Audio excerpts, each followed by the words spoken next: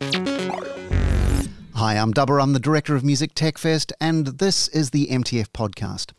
We're going to be diving into the world of tally today. The connecting thread between Robot Wars, Big Brother, and Antique Roadshow is executive producer Andrew Robertson from independent UK production company Very Nice TV. I met up with him at Expo North, the creative industries conference in Inverness, to talk about the stories we tell, the media we use, what's at stake when we do that, the real value of the BBC, and the problem with X Factor that you might not have thought of. Here's Andrew Robertson. Andrew, you're from the world of television, ultimately. What led you there? Well, I certainly wasn't. I came late to telly. I'm sort of a strong believer to this day about the life experience rather than people that have media degrees in telly. So I was about 28, and I'd done other things. I'd actually been a sound engineer. I'd done a lot of stuff, and I lived in London at the time, and I met. There was a live thing going on, and this is exciting. Look, they're doing telly, and I got talking to a woman that worked there, and then she gave me one day's work experience. I said, it's great. How'd you do telly? This looks amazing. And she was, if you're interested, come in, next week. And you can. So I did one day. They brought me back the next day, so I was there. But I was literally the most excited person you've ever seen in a job. It felt, oh my God, this is what I want to do. So that 2 days went to a week. A week was a month, and that. So as a runner, so that was how I started, and that's to this day. They haven't got rid of me yet. Right, and now you're a producer. Yeah. I think I know what a director does. What does a producer do? So my job, I'm sort of executive producer. The difference being that the buck stops somewhere on a project. Obviously, everything's different. You'll see a lot of American shows where they'll have executive producer is the star of the show, and what you'll realise that that's a kind of vanity credit. That's part of the contract they'll get. That they'll be like, I know I'm executive producer. Whereas my job will be pretty comprehensive from start to finish. So it could be coming up with the idea. The show we've got at the moment. There's two of us in the company, so he shot all of it actually and directed. He's a brilliant director, and so a lot of it in this case was him, dealing with the directing, but me dealing with the channel, cutting the shows, and ultimately being the last thing when something goes wrong. It's me that would be in jail, So you call the shots, but you also take responsibility for everything that happens on that production. Right, but presumably there's some upside as well. There is, yeah. I think if you enjoy telly, I think if you're into the creative experience, the best thing is when you've come up with, an idea you really like, you've pitched it, you've got it commissioned, you have a very clear vision of what that show is. It's great because,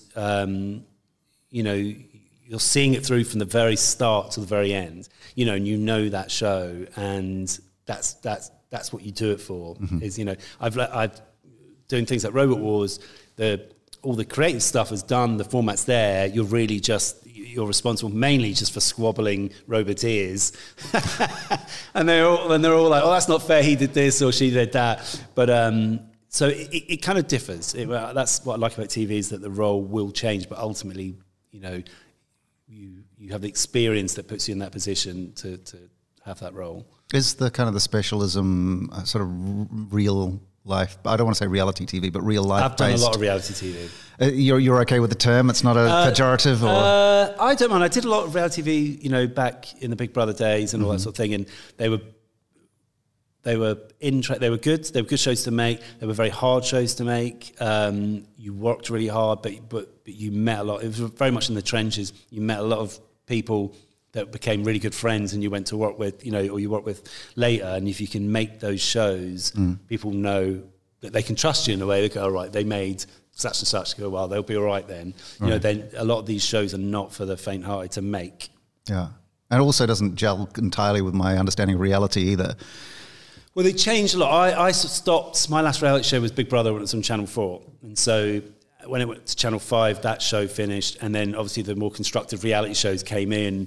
And I think the Valleys was that the first constructive reality show? I think there's a different art form to it, but and so credit to people that make those shows. But I think that it sort of depends what you're setting out to achieve. And I think always what happens is, like Big Brother's a perfect example, it started as this sort of experiment, but then it gets led by the viewers as the channel sees, that nudity and swearing's getting good figures.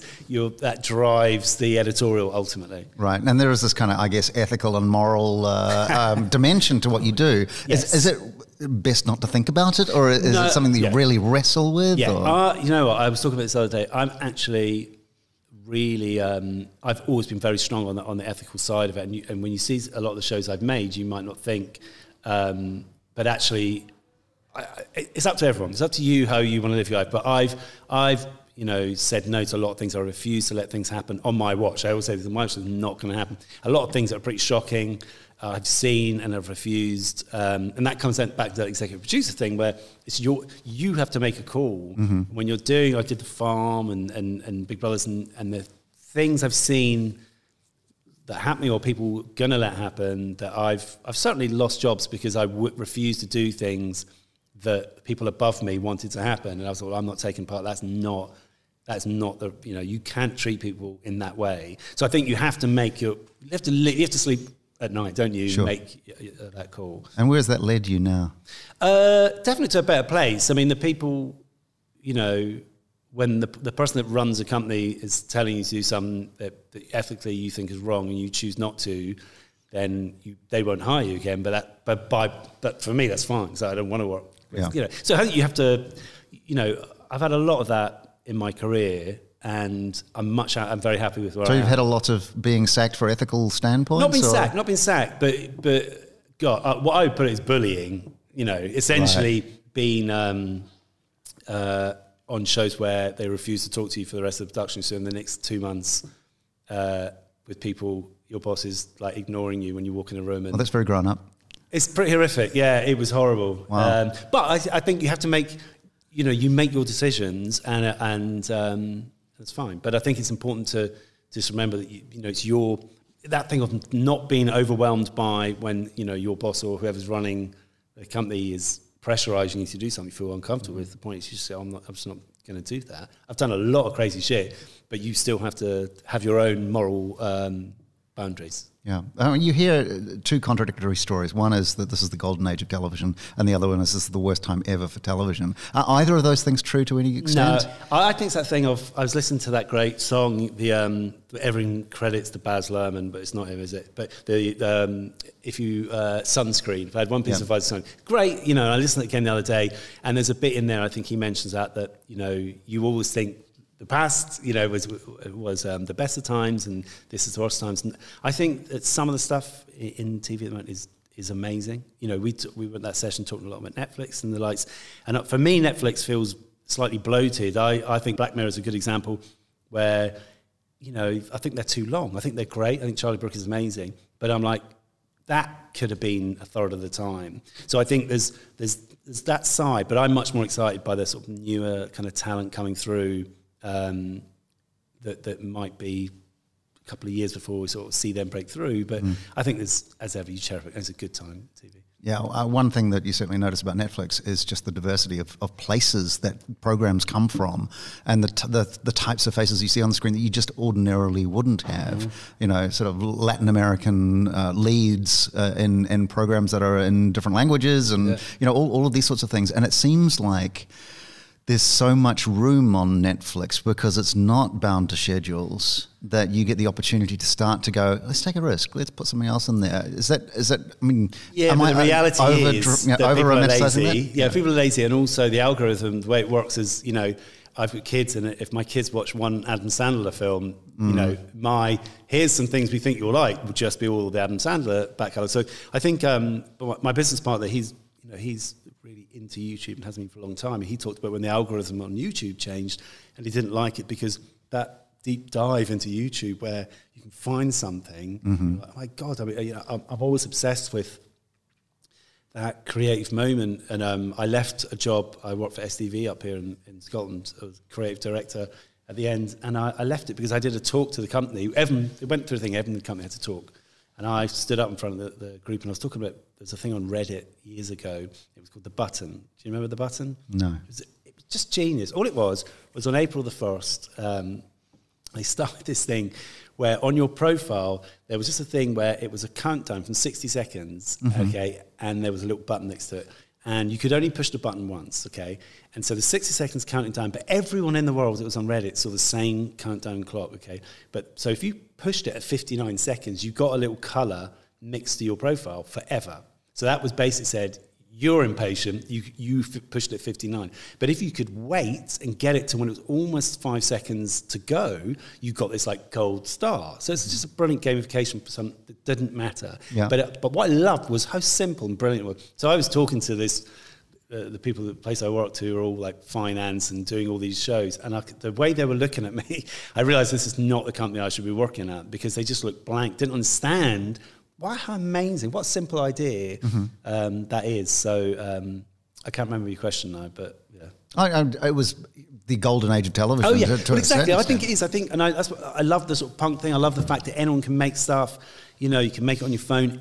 If you've got the gumption and the I've just got to do this, I want to do it, you can do it. And so almost it calls out all those people who are like, you know, I can't do it because of this, that, and the other. You go, you really have no, you know, there's no excuse if you want to make it, you can make it. Yeah, I remember hearing that story about Spielberg when he was a kid and he made classic films on his little Kodak Brownie or whatever. You know, he's shot by shot, he recreated them. So, like, and that's Spielberg's, you know, has gone on to obviously who he is. He's done quite well. Yeah, he's done really well. Yeah. But the point is, he had that drive. So I think it's a great time for TV. It's a great time for content. I don't really think of it just as TV. I think it's like, you know, we are content makers. So. Were you that sort of kid?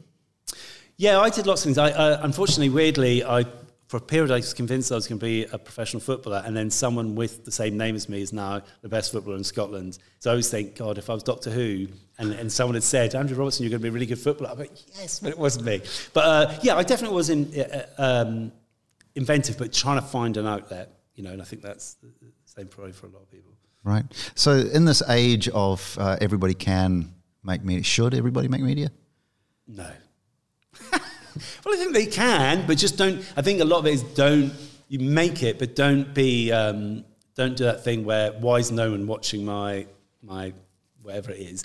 You know, I think it's a great creative process, and you make it and you see what works, what doesn't work. And I think, God, by all means, do it and have a YouTube channel, whatever. You know, there's such free access into doing that stuff, but I think the core of it is, if it's something you're really passionate about, it comes out. It just comes off the screen, you know, so much better. It's really strong.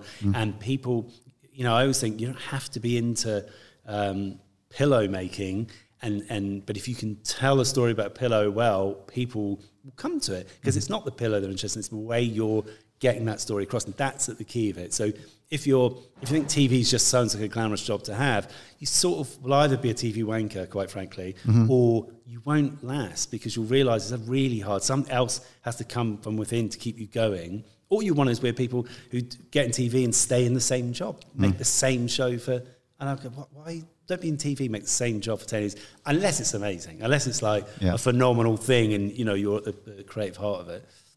I worked in television for 6 months, like 30 years ago, and so my experience of who works in television is extraordinarily limited. Yeah. But I imagine that there are a lot of those people. Yes, yeah, there is. And a lot of them are the people who believe the hype, kind of get that weird thing of start wearing sunglasses indoors, and you know, and you're like, you know, that's what they're in for. They're there because they love the, you know, I don't know, the cachet of it. And you know, a bit like I was saying on reality shows, when you're doing, you know, I've done some really hard jobs where you're doing 20-hour days for almost 3 months non-stop, and it's not glamorous, it's not nice. You can quickly tell the people who who you don't want to work with again, and the other ones who do. So I think don't get into it. Get into it if you're excited by the creative process, you know, and you want to make things, and that's your drive, but not because you want to be able to brag, you know, or it sounds cool. Is it possible for a great idea to just land in your lap and you to go, you know what, this is my next big thing? Totally. Or yeah, is it formats or is it stories or what is it? Stories. For me, it's what makes me excited. There's a thing where we're going to pitch to Netflix as well. Actually, we've got it in with the BBC, and it's a place that's not that far from here, but it's the characters, it's the person, and it's exactly the example of they're amazing, but he's just brilliant because when he talks to you about stuff he does, you want to be his best friend. You listen to him, you're like, oh my God, this is... He'll talk about cushion, you're like, that really is the best cushion. And he's not a salesman at all, but he's got such a passion that you immediately bond with his passion. So it's that thing, that's what I want to put on the screen. We've got a show on at the moment, BBC Scotland, and it's the same thing, that it's an environment where the people that we have talking... they're brilliant. You just respond to them, and the way they talk. So you're not, I think when something's not going to run when you're layering up on top of it, like anything, when you have to explain it, you're like, and then, and a lot of our stuff, we shoot little tasters because quite often the ideas sound, like the show we've got at the moment is set in hairdressers, but it's not about hair. So you say that to a commissioner and they'll look at you very blankly and go, okay, why are you talking to me this? Isn't it the salon or a reality show? And it's not that at all. So we would shoot it and go, look at this, look at these people. That's what got it commissioned, is that it's not this, but sometimes you need to, it's how can you convey it? How do you explain that properly? Is that the way that somebody would get it to your attention, is to show you, look, it looks like this. This is what I'm trying to explain to you. Yeah. Definitely. Because I love the sort of more, different stuff, the stuff that you're like, oh, it sounds interesting, but the harder stuff is where it sounds like a traditional environment, but what you're saying is no, but look at these people, look how amazing they are. That's the thing you have to put on camera, because you can be a great salesman and sell it, and then if it doesn't stand up in the edit, that will not go on air. So, yeah. Is there value? That's probably the wrong question, because clearly there's value, but is there an appeal to making stories that are valuable to a much smaller number of people? I don't think... My thing is, because of the sort of the passion is what I'm looking for.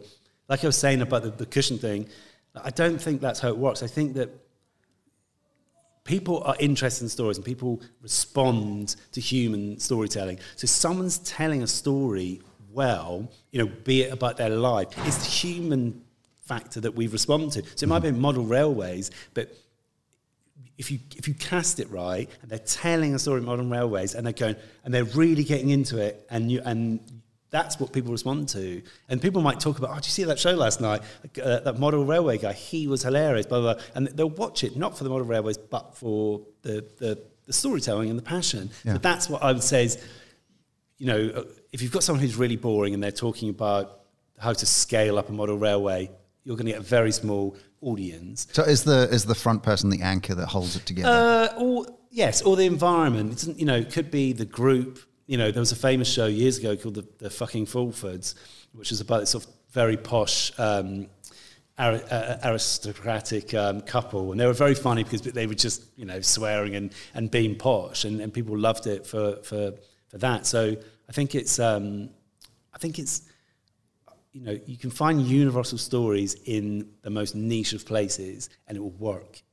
Whereas if you cast it badly, you could have someone who's the Queen's hairdresser, and it'll be boring because they're not conveying that story. So yeah. Is there any sense? Because you have if you have a large audience and you have a broadcast and you have millions of people watching, is there any sense that you go, you know what, I'm going to make a difference to these people? I'm going to not just entertain them, not just kind of delight them or engage them, but you know what, I want to change people's minds about something. The recent example being David Attenborough and straws. There was a platform, there was an audience, and there was an opportunity. Yeah. You've got that. Do you feel like that's what you're doing? I always try that. Again, the show we've got at the moment, what we very consciously try to do is set in Scotland, is that it's, from the very beginning, one thing I was not going to have us talk about was football, not going to talk about drink or drugs, not going to talk about... And the reason being that I'm sick of Scotland being portrayed in the same way. If you ever see anything in Scotland outside of Scotland, it's always football, violence, drink and drugs. And so that was the first thing to go, that's not... And everything was shot beautifully. So wherever we were, it wasn't like gutters with rain pouring down and sort of slummy tenements. It was always going to look the good side has gone because we are responsible for the story we tell. And so the other thing I want to do is have people on the show who we never see on TV, who are honestly talking about their lives and what's their story they have to tell. So we had, I mean, like transgender is obviously quite a lot on TV, but there was a guy at the time who was at the very beginning who wanted to do the show, so he went through with it. He wanted to tell his story from the very beginning. And so that's maybe more sort of traditional now, but also people talking about autism, talking about suicide, but it was in an entertainment show. Mm-hmm. So it was aimed at the people who would watch it.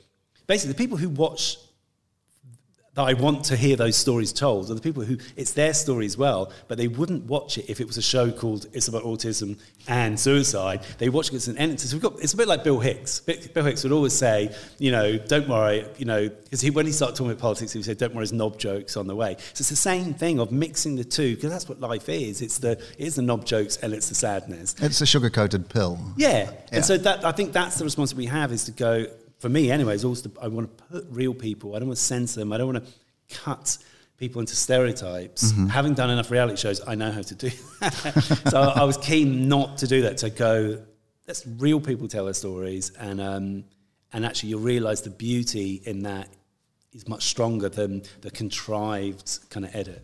Do you go along with the idea that there's like only 9 stories? There's the rags to riches, and there's the stories I'm telling aren't that sort of classic myth stories. They're like real people. So there's on show 1, again on this series we had, it's an amazing woman. She just was talking about her life, and she had a really hard time.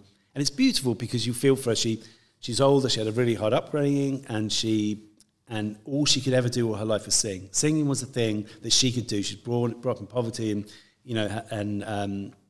but singing was the thing kind of got through. Then she got throat cancer, and she was like, she couldn't believe that of all the things for her to do, to her voice be taken away was too much. And she's telling this story on camera, and then she had surgery, she recovered, she got through it, she went to a voice coach, and she got her voice back. Now she busks on the outside Marks and Spencer's in Glasgow, and she's got her voice back, and it's so.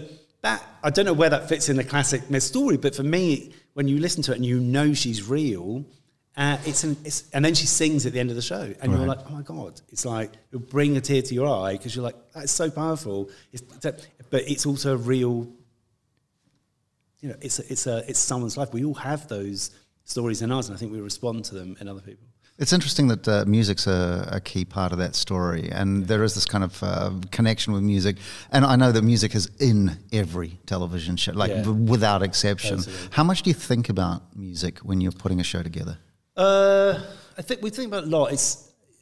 It kind of depends on. You don't want it to be intrusive, obviously, and sometimes music is used as a kind of cheat, isn't it? Where it's actually there's no emotion in this piece at all. So what we're going to do is we're going to bung a banging track underneath it, and that's why the X Factor of this world, I cannot watch, and I think slowly, obviously, people that do are sort of stopping.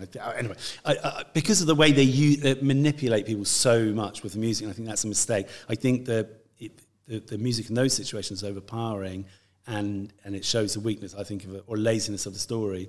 But without music, nothing brings goosebumps to you, like music, and it works so well. Hand in hand, it's beautiful. Right. So key ingredients: human stories, bit of music, and no bullshit. Tell a real story, and can you engineer a real story? Can you start with an idea of a premise of where you want to take some people, pick some people to go on that journey, and then send them there? I've done 2 reality shows, so yes. Okay. Oh my God, honestly, there's a million tricks you can learn from doing reality shows, and I've sort of, having done them, now I'm quite happy to try and reverse it, because I know the antidote to X Factor. Because actually the problem with the X Factors of this world are, They chase the ratings so much that it's like a ever closing, not diverging lines, but would that be converging? Converging, I guess. Yeah. In that they can't stray off the path. They're so frightened of, if we risk it, if we do anything, we'll lose viewers. Yep. So they end up just in this sort of flat line of just trot the same shit out all the time. Let's just do, and everyone knows as soon as you see someone, oh, here's Derek, and you hear the sad music, and the viewer knows, but they'll still watch it, so it's fine. But I think it's much better to, let's try and be a bit more engaging and also respect the viewer a bit more, where possible. Assume some intelligence. Exactly. Is there a show that you look at and go, God, I wish I'd made that? The thick of it. I think anything by Armando Iannucci. Yeah. Yeah. I mean, I don't do drama, I don't do comedy, but I would love to. I don't know to make it. But I think, basically pretty much anything with Chris Morris in it or Armando Iannucci, I just literally watch Yeah, I have to go along with you on that. But do you think, there are examples like that, for instance, of television getting really smart. Do you think that there is a kind of television has gone both directions. With Golden Age aside, do you think that the capacity for television to be smart now is better than before? I think there is, yeah. I think because there's more, the fact that there are more outlets, like BBC 4 is just back-to-back brilliant. Everything on that channel, I sit and I'm like, oh my God, and that's one, we talk about niche things, they will have an amazing documentary, well told, on Latvian clog makers, and if you've got the time to watch that, you're going to go, oh my God. I had no idea. So I think absolutely, and that's why the BBC I think is so brilliant. I'm a massive fan of the BBC, not just obviously because they commission some of your stuff. Yeah, but beyond that, I think their stuff is so amazing, and it does make me really cross when I see, at the moment this sort of weird political climate, this whole get rid of the BBC, because without the BBC, what we would be, it is NHS and BBC. Two of the greatest British, inventions, and to lose either of them would be absolutely awful. It does feel like dismantling Britain somewhat, doesn't it? You know what? It would do no good. The BBC are, look at those documentaries. I say BBC 4, it's just incredible. Mm-hmm. Do you think that public broadcasting sense has travelled well outside of the UK? Well, we were at that panel there, and they, the amount of BBC shows that America, their highest rated shows, it's the quality. Yeah. They're brilliant. So the British shows made by the BBC obviously travel internationally, but does the public broadcasting ethos, I guess, translate culturally to other places as easily as it does in Britain? I think that, well, certainly in America, they can't imagine. They wouldn't know what it's like, because I think people forget how far it's radio, it's TV, it's online, it's so much content, and I think it's brilliant. So, I can't see it. I don't know who else has it. So it'd be hard to sort of say whether it's sort of spread. I don't know. Okay. Do you think? Okay, so let's take it to the British context. Do you think that same public media perspective could be brought to the online world? For instance, could you have a BBC Facebook, or could you have that kind of thing? Where they've got iPlayer, haven't they? So true. I think they're doing it, and they're trying to. We're doing sort of stuff for them, and Channel 4, and it's about bringing through new talent in that way. Because even Channel 4 has a public service remit, doesn't it? They do. Yeah. It's slightly weird, because that's why it's annoying to watch Channel 4 online, because you have to watch about 8 minutes of ads, which is just stupid, because no one watches them. And they've done a thing where you can't switch tabs on your browser because it will stop and wait for you to. Anyway. I don't know. I think internationally it's a brilliant thing. I can't see the way the world is, with the Netflix and the thing, how you could never start one up now, could you? Because no one's going to say, we're going to raise your taxes or introduce a new thing.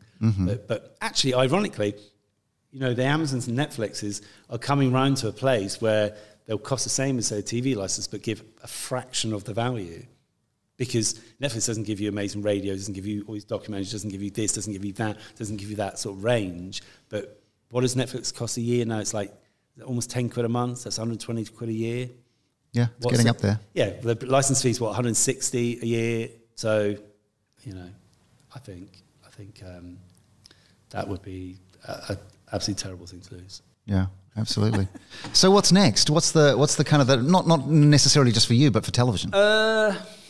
I mean, were you talking about second screen stuff, I know, interactive? Yeah, that's been going a long time. The second screen, I did stuff for that years ago. I think it's. I think the key thing is just that it's content. Think about things as content. People talk about phones a lot. It's interesting that the conversations about that streaming service where it's all under 10 minutes is quite interesting because you think I think you it's like that race to the bottom sometimes where I get it.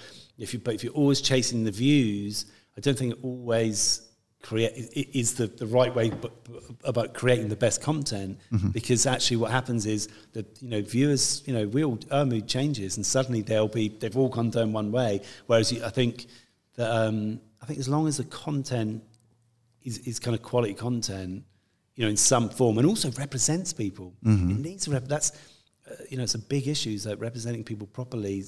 Are people seeing themselves on screen? Whether it's race or disabilities and all that. So I think that's really important that should change. We talk about the diversity in other ways, but actually why there should be much more of that going on. Yeah. That isn't patronising and is kind of real, and also it opens up markets in a way. It gives you more opportunities, but that is a big thing. I think that's really important. Yeah, when you start excluding sort of a fifth of the population here and half of the population there, it's madness. And I'll get off my soapbox. No, I think it's a good soapbox to be on. But the other thing, the interesting thing that sort of 10-minute platform raises is this sort of idea, which I don't go along with necessarily, is the idea that people's attention span has decreased. When you look at, so Game of Thrones was how long? And how many people watched that? It seems like actually the appetite for the content, for lack of a better word, is increasing, not decreasing. Yeah, I think there was a really good bit in Adam. You see, Adam Curtis's documentaries. Have you seen them? So he talked about the thing just about the internet and to think about it's all worth thinking about. Think who owns the internet companies? Okay, so all this stuff is streaming and all this content and these major conglomerates own all the internet. So they're running the internet. They're charging you for the broadband, and they're and they own the phones. So there is a massive push into the type of content that relies on phones, that relies on broadband and all that sort of thing, and not to say there's some massive conspiracy, but it's definitely worth thinking. On the other hand, the cinema experience hasn't gone away. We still love a shared experience. We go to if a film comes out, you don't want to watch it on your phone. You want to enjoy it with other humans. And that has won every battle. There was a bit of a cinema that felt like it was going down when the VHSs came out, but actually it's still there. It's still something you can't do away with. So I don't. And large flat screen TVs and home cinemas and these I've got one. I love it, but it's not. I will still go to cinema. Sure. Would you go to cinema to watch television? Well, I was talking a lot about exactly this point, that actually the world of Netflix and Amazon means that what is television, like when you look at a Netflix drama, is that television? Because Outlander could easily be, maybe not Outlander, but some of them could easily be on. In a movie, you could watch them duration apart. So, there's kind of an epic sweep to some of these things that would suit a big screen quite well. It's weird, and maybe the cinema experience will change. Maybe you go to cinema for to do 6 back-to-back Game of Thrones. You'd do that in a cinema, wouldn't you? Yeah. If it was, I think cinemas need to change, but like I used to go to South by Southwest quite a lot, and those Austin cinemas are amazing. You have your pizza and a glass of wine, and if it was that, the cinemas in Britain are still so quite a boring and kind of popcorny, but if the cinema needs to change so that it can take that in, and so that would be good. Good stories in people's living rooms and large screens with lots of people around. Totally. Shared experience. Shared experience. Fantastic. Andrew, thanks so much for your time. Thank you very much. Cheers. That's Andrew Robertson, and that's the MTF podcast. Hope you enjoyed, and if you did, don't forget to share, like, rate, review, and of course tell your friends. And if you do feel like a box set binge after listening to that, don't forget there are 45 more episodes of the MTF podcast featuring brilliant artists, industry leaders, scientists, inventors, storytellers, and other fascinating members of the huge global MTF community that you're part of just by being here. There's bound to be something in there that's of interest. You go and enjoy that. I'll catch you next week. You have a great one. Cheers.